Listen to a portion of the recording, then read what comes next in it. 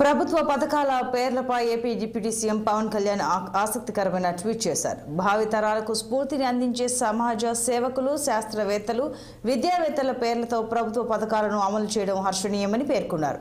విద్యాశాఖలో పథకాలను డాక్టర్ సర్వేపల్లి రాధాకృష్ణన్, డొక్కా సీతమ్మ గారు, అబ్దుల్ కలాం గారి పేర్లతో అమలు చేయాలని నిర్ణయం తీసుకున్న రాష్ట్ర ముఖ్యమంత్రి చంద్రబాబుకి, విద్యాశాఖ మంత్రి నారా లోకేష్ కు అభినందనలు తెలిపారు. గత ప్రభుత్వ పాలనలో అన్ని పథకాలకు ముఖ్యమంత్రి తన పేరే పెట్టుకున్నారని, ఆ దుస్సంప్రదాయానికి మంగళం పాడి విద్యార్థుల్లో స్ఫూర్తిని కలిగించే వారి పేర్లతో పథకాలు అమలు మంచి పరిణామం అన్నారు. పాఠశాల విద్యార్థులకు ఇచ్చే విద్యా కానుక ద్వారా యూనిఫామ్, పుస్తకాలు, స్కూల్ బ్యాగ్, బూట్లు, సాక్స్ లాంటివి ఇస్తున్నారని, ఈ పథకాన్ని డాక్టర్ సర్వేపల్లి రాధాకృష్ణన్ పేరుతో అమలు చేయడం సముచితమని వ్యాఖ్యానించారు. ఉపాధ్యాయ వృత్తికి వన్నె తెచ్చి భారత తొలి ఉపరాష్ట్రపతిగా, రెండవ రాష్ట్రపతిగా సమర్థవంతంగా బాధ్యతలు నిర్వర్తించిన సర్వేపల్లి రాధాకృష్ణన్ జీవితం రేపటి పౌరులకు మార్గనిర్దేశనం చేస్తుందన్నారు.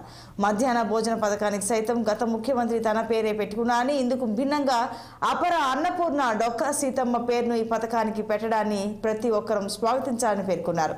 ఏ వేళలో అయినా కడుపు నిండా అన్నం పెట్టి ఆకలి తీర్చిన దానశీలి డొక్కా సీతమ్మ వారి దయాగుణం, సేవాభావం విద్యార్థులకు తెలియజేయడం ద్వారా ఆ సద్గుణాలు అలవడతాయన్నారు. మన దేశపు missile man doctor Abdul Kalam పేరుతో విద్యార్థులకు ప్రతిభా పురస్కారాలు అందించడం ద్వారా యువతలో నూతన ఉత్తేజాన్ని కలిగిస్తుంది.